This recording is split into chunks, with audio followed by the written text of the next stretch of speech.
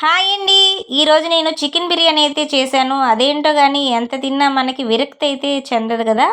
ఎంత తిన్నా మనకి కొత్తగా తిన్నట్టే ఉంటుంది బిర్యానీ. అదేంటో గానీ బిర్యానీ లేకపోతే మనకి ఆ రోజే గడవదన్నట్లాగే ఉంటది.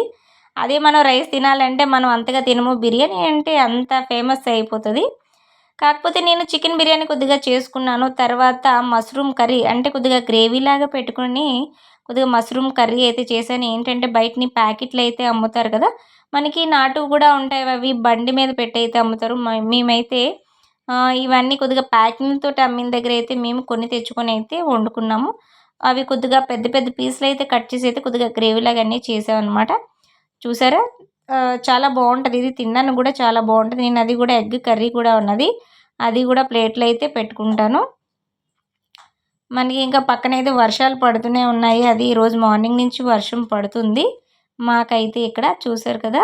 నేను ఎగ్ కర్రీ గూడా పెట్టుకున్నాను. ఇంకా టేస్ట్ అయితే చూసేద్దాం రండి. ఇంకా టేస్ట్‌కొస్తే చాలా బావుంది. మష్రూమ్ కర్రీకి, బిర్యానీకి మ్యాచ్ చేశాను కొద్దిగా.